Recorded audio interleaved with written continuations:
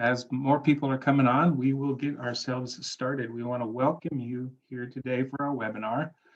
This is about the process of applying for the FY fiscal year 2022 Rural County Grant. I have a presentation for you. It's being recorded.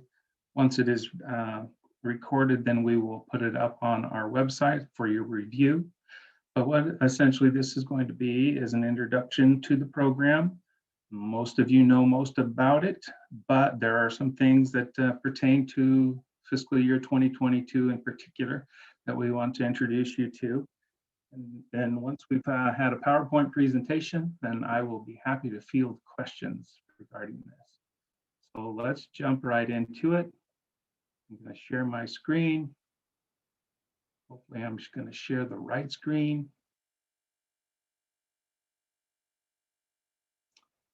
And we're going to jump into it. Looks like we can do it. I would appreciate while we're doing this that everybody stay on mute for a little while, and we will field some questions at the end. And again, happy to answer any questions that might arise. So we will soon be the Center for Rural Development. And that will be under the new Go Utah program, or the organization, once formerly known as Governor's Office of Economic Development.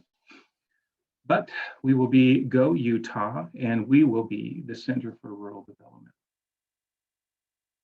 I want to give you an overview of the Rural County Grant. Essentially what it comes down to is, as the legislature designed this program, the desire is to address economic development need in the rural counties.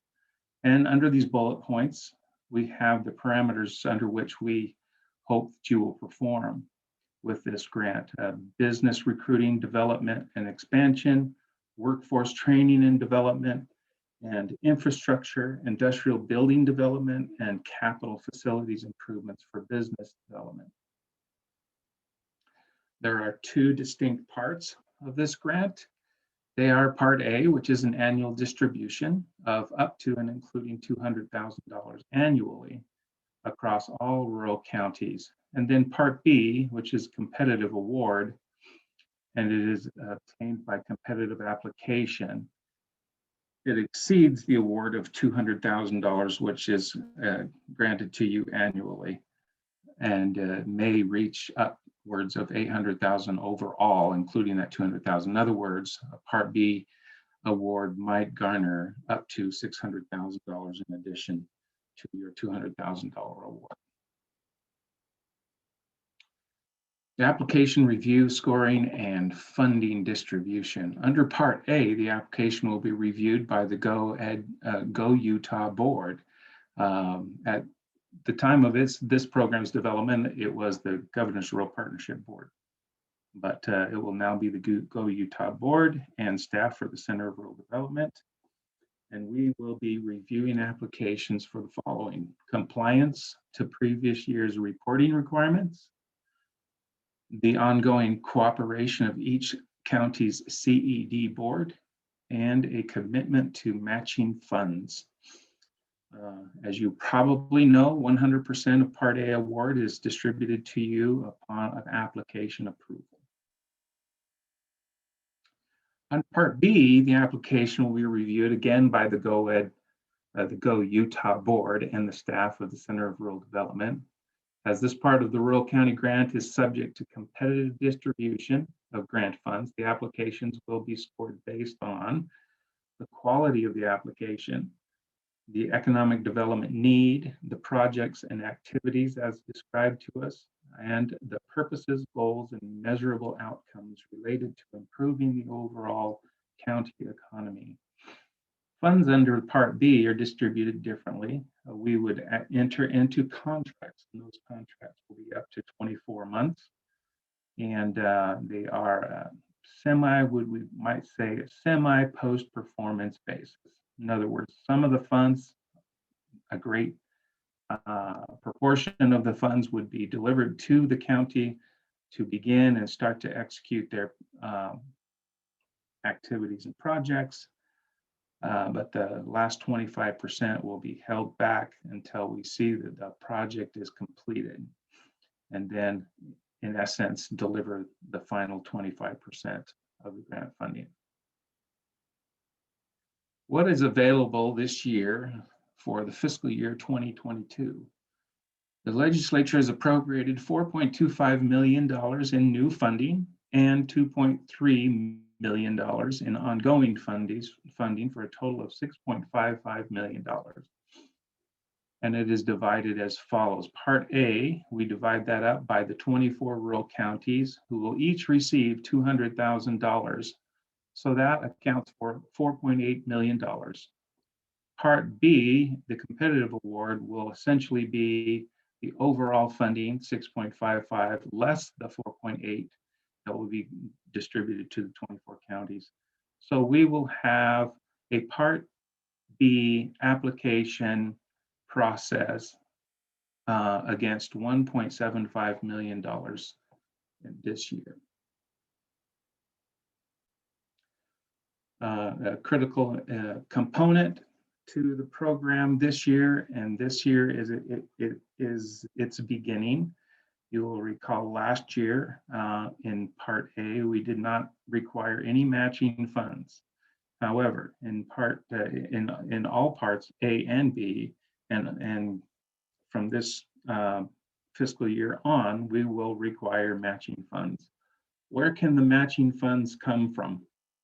Any combination, the law says, of a community reinvestment agency, a redevelopment agency, community development and renewal agency, could come from private sector entity, could come from a nonprofit entity, it might come from a federal matching grant, it could come from the general fund of a county or a municipality, or it could be an in-kind match. I'm sure there will be some questions over that, and I'm happy to field those questions a little bit later. What is the amount of the match? So for Part A and Part B, it is the same. The percentage-wise, it is the same. If you're a 6th class county, your match requirement will be 10%. If you're a 5th class county, your match requirement will be 20%. 4th class will be 30%, and 3rd class will be 40%. The big answer here, no, because we were anticipating this question, no, Part A funds may not be used for matching funds for Part B grants. Let's see what's going on here. We talk about a process here, and the process is that we've determined that it's the right thing to do is to request first an annual report before we open up the actual application on either Part A or B. It is statutory that we receive an annual report, but it also is statutory that we can't distribute any funds to you in either part of this grant without the annual report.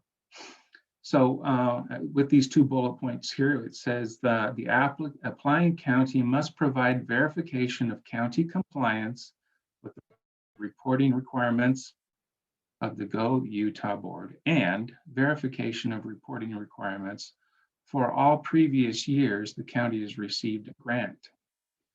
Essentially what this means is the annual report precedes the issuing and approval of any Part A or Part B application that you put in. So that's why we've started a process. And the process is that there is a portal open now, and you received the information in the email information that we distributed in order to invite you to this webinar. That portal is open for you to access the annual report. Once you have completed the annual report and we've got it on file and we've verified that you've complied, then you can request access to the portal for Part A. I'm going to run down how you get into this annual report portal, and then we can field some questions from there. So that we're very clear, The annual report is going to have to arrive to us before a Part A application, or for that matter, a Part B application can be opened. How to access the annual report. You received, and in this package that we delivered to you, it was a MailChimp delivery of the process. There were 2 or 3 or 4 links in there that help you understand what you need to do, the instructions and so forth, but also the access into the portal. The portal is through Salesforce. Salesforce is our CRM here at GoEd. So you would access the portal by going to this address.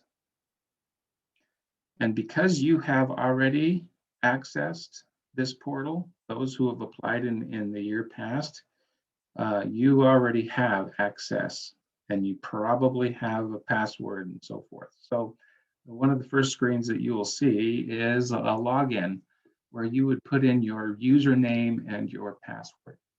If you are a new user, in other words, you've never done this before, then you can click down on the button that says new user, and you can create that.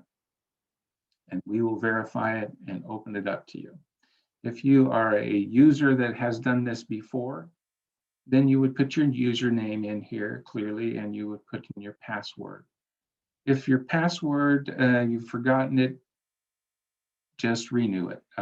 Just go through the process of, I forgot my password. Let's open that up and reset your password so that you can get in there. Once you've done that and appropriately logged in, then you will see the following pages.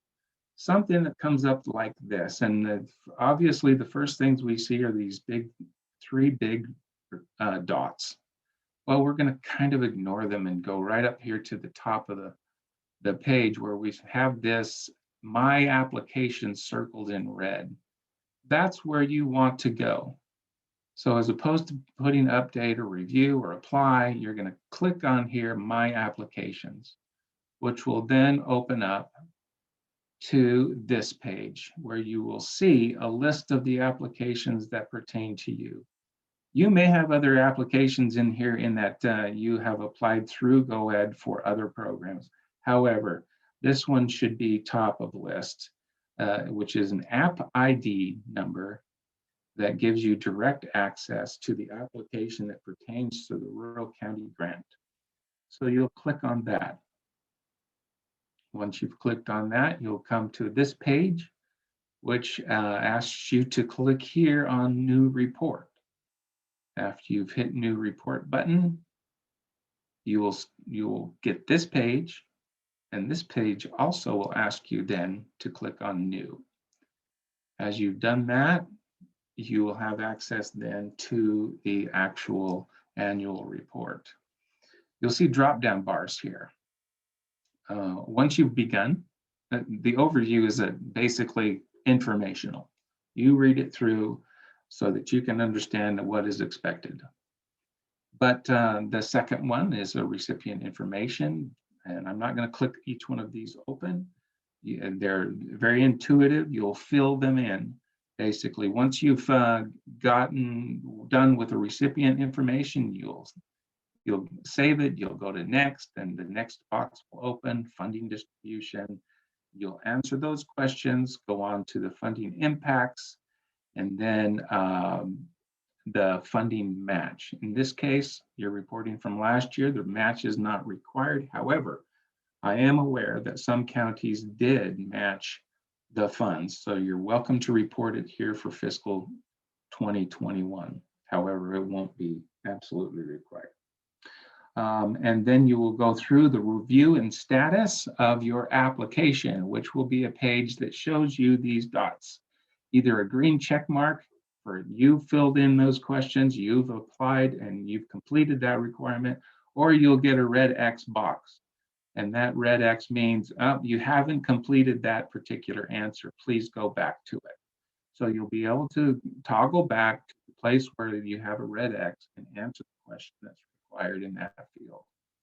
And once you've got green check marks to go, then you can submit your annual report.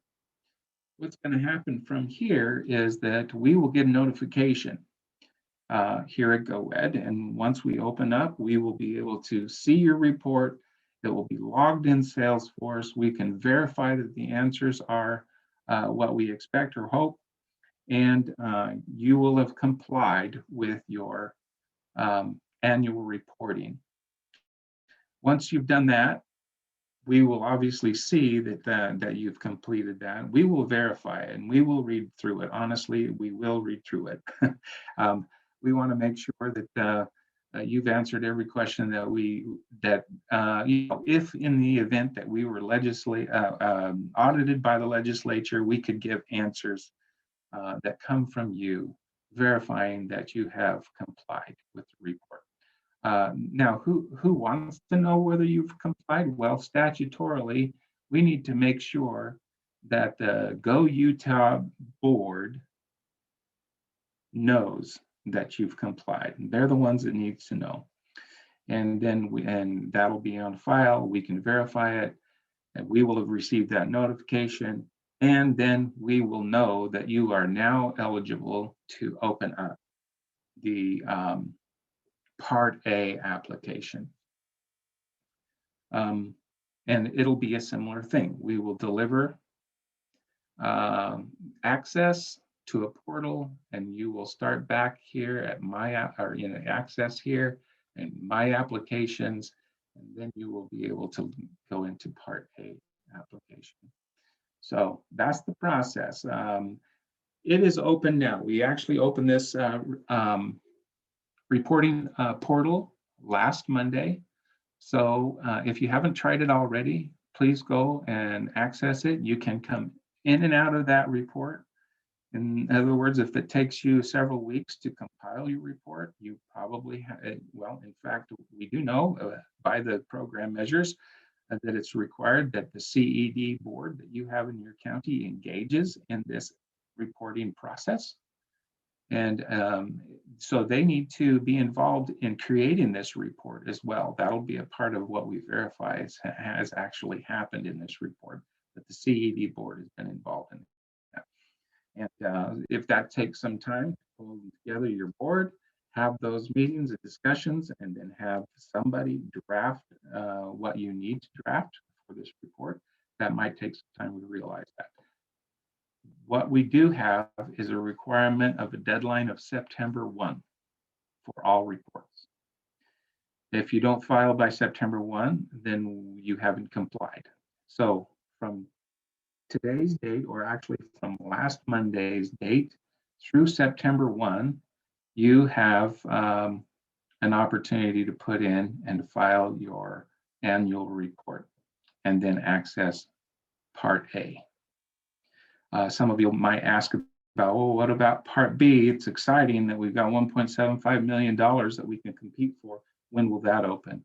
That application won't open until likely October 1, sometime in the fall. What we want to do is be able to process all of the Part A applications first before we go into Part B. So if you can comply with this, meet your annual report, and we verify it, we can open up Part A anytime.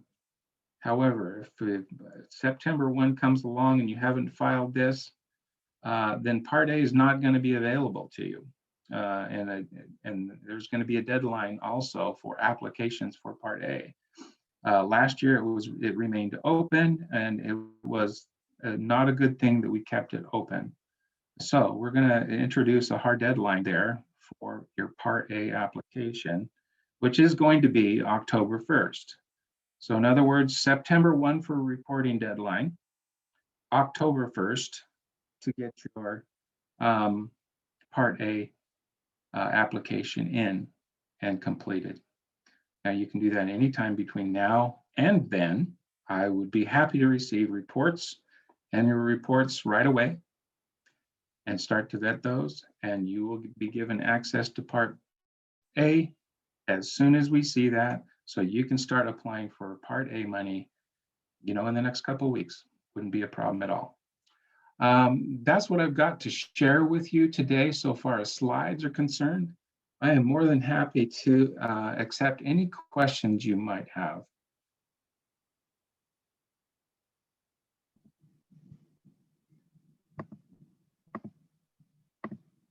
Hey, this is Caden Figgins with Garfield County. I have one, if that's okay.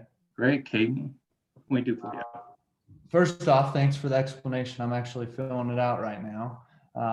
Last year, when we did the budget form, so when you provided the Excel spreadsheet, we were supposed to kind of distinguish it between three main categories: capital investment, business expansion and retention, and can't remember the other one off the top of my head.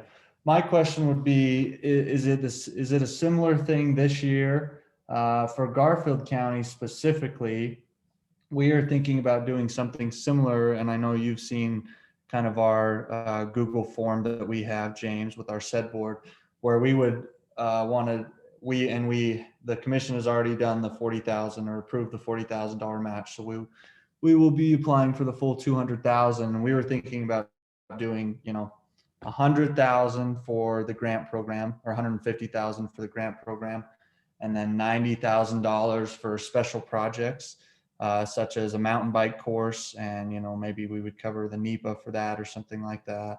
And then, just other special projects that come along. Is that okay if we just did that when we applied, or do we need to actually break it out in those three categories like last year?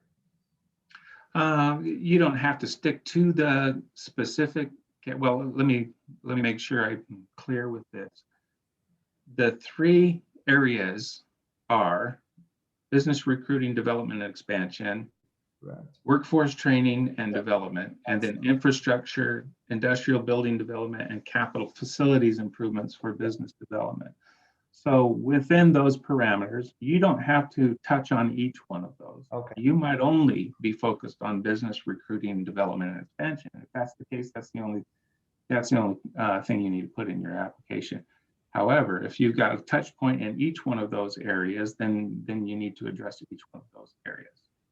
Okay. We're talking about, the overall economic development improvement of your county in whatever form that you believe that's appropriate. Okay, that answers it. Thank you. Sure. Hi, James. Hi, Jeffrey. How are you? I'm great. Sorry I was late to the table. I was actually involved in the enterprise zone controversies. There's always an enterprise zone controversy. So anyway, wanted to ask a couple of questions. So last year, we all got our allocation. And if we haven't spent all of the monies from last year, is there a hard deadline date for when those dollars all have to be spent? No, there's not. We highly encourage that you do your economic development implementation, as we might say, or using the money as best you can within the fiscal year that you receive it. However, we know that there is going to be a carryover. What we would appreciate is that you plan to use it, right? Right. No, we actually went back to council and augmented our plan a little bit for some newer areas because we were using our dollars for, creating the outside dining areas, during COVID and stuff like that. And, winter's over. So, we needed to augment what we were targeting for those dollars. And, we want to do more employment training. There's a lot of workforce issues, I think, that are probably on the horizon that we want to use dollars for, trying to find employees. We could do job fairs. There's certain sectors of our economy that are hurting more than others. And then we also kind of wanted to be, during the same time that we had the rural county grant, we had all of these other grant programs, whether it was CARES or CDBG or whatever. So we, those ones, there was no match requirement. So it was kind of like we were competing with our 40%. Well, and I know the first year we didn't have one. We implemented the 40% match anyway during because we want people to get used to that. And so that's why we did it. And so for like our annual report for last year's allocation, you say that's due on September the 1st? Yeah, that's its drop dead deadline. Right. But if you send it to me tomorrow, I'd be happy to accept it. Even if we haven't spent all the money, but we've got a plan for what we want to do. And I would say, yeah, if it takes you to the end, the end of the fiscal year, Right. June 30th to finish the spending of the money, or the best you can do, that's fine. You can submit a report to us. Okay. And then for like the new application that for, say, this year's allocation, if we want to combine that with what we have left over from last year. Absolutely. So we could do that too, to make that, so we don't have two piles of money with different criteria on it that. No, not necessarily. What we're hoping for, and I think maybe we've always put on our programs a kind of a hard deadline and a hard figure and a hard drawback and all of those kind of things. In this program, we're really not looking for a callback. We could tell you, our hard line is really, if you don't give us a report and we don't see that you've done anything with the money, then we could, at our discretion, not give you a grant. Right. But that's the only thing. We're not going to call back the money, especially if we know in your report that you have every intention of using it for what you designed it for or what you will design it for. We'd prefer that you didn't bank the money. And that might throw up a red flag, something like that. But that you're using it against a plan that you have made for the fiscal year that you receive the funds. Okay. And so, there's no provision either, like, for instance, if we get these ARP dollars, American Rescue Plan dollars that flow to counties and cities, we could use that as our 40% match. Yes, it does. It does call out any kind of federal matching grant. Right. I don't know that it needs to match perfectly, but it could be federal funds. So just tell us that in your report, and tell us when you make out your budget. Put it in your spreadsheet. Okay. So that we can see, number one, you intend to match, but number two, where it might be coming from. Right. We learned a lot from the first one. We made our grant. I think we made our grant awards too small in the first one, because we were thinking, well, we wanted to have a wider dispersion of those monies. And so we should have gone bigger with that, and we just didn't know what the response was going to be. But by the time we launched our program, we'd already gone through 2 rounds of CDBG CV and 1 round of CARES, 2 rounds of CARES grants, and then ours came in. Yeah. And so it was just, I think people were almost burnt out from all of that. Sure. Yeah. We'll appreciate all your effort up there. It's tremendous. Anyway, we like the flexibility of the program, and we just got to get our act together and hopefully we're not competing against free money. For Isn't that everything. right? Yeah. Isn't that right? Which makes it harder. That's right. Appreciate that. Thanks. Thanks. Looks like we have a question in the chat. The question is, 2 of our businesses we provided funding to are having trouble taking delivery of the equipment due to COVID-related slowdowns. Both have paid half of their award to the supplier and were holding off on paying remainder until shipping dates is established. Can we file what has been spent and be eligible for Part A filing? So yes, Stuart, thanks for the question. And the answer is yes. Please tell us what you've done and what you intend to do if you haven't spent every dollar. It sounds like you've got dollars to spend in lieu of. some completion, but there is a hindrance to the completion on the part of the business, that's fine too. Just tell us that in the report. We trust that you will deliver the funds to them as soon as the kinks are worked out. Any further questions? Hey, James, this is Ryan, and I don't have a question, but I just have a comment that I'd like to share with everybody. So for 8 years, I was on the receiving end of the BEAR program. And I know when Go Ed or Go Utah says annual report, that naturally most of you are probably going to cringe like I did for 8 straight years. But I just want to kind of emphasize that this annual report is not 30 pages long, and it's all automated through Salesforce. So this is a great tool that's easy to populate. So I know it's going to be tempting to wait till August 30th to submit your annual report so that you can then access your Part A funding, but it really shouldn't take long. I would say don't overthink it. Be clear, provide enough narrative to help us understand what you're doing, but our goal is to get the money out. And if anything, it's hard for us when the applications wait till the very last minute because of 24 counties and 24 applications. The process time kind of backloads our ops team. So to the extent possible, get your report submitted. We're not going to scrutinize it to death. We want to give you the money and help you accomplish your goals. So.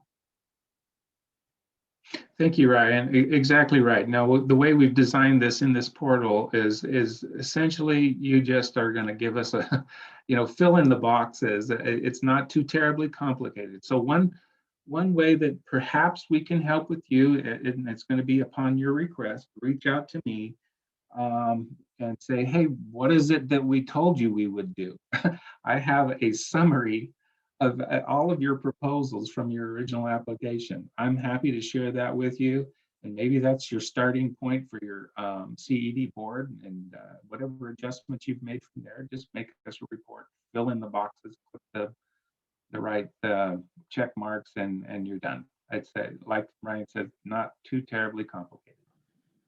When we designed this program, we held a roundtable discussion with many of you, not everybody, but we invited, some of our economic development directors, and the common theme was, how do we simplify the process so that we're not spending days and days doing reports? And so I think this is masterfully done. James has done a really nice job of making it simple, making it clear and easy to use. So.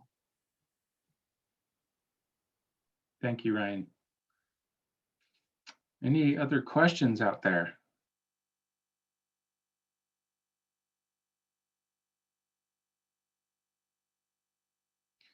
Well, we're going to share this webinar on our website. If there are things that you need to refer to, happy to send you to the link, right? But also we would happily address any questions on a phone call, on an email, however you'd like. Let's see, we got something else going on here, Sean. I hope you don't mind me reading this out loud, Sean Mill. That's good. Go ahead. Thanks. Yeah, is that right? Being that my position was created with such funds, I obviously didn't come in until after Cache Valley CVEDA submitted their application and it was funded.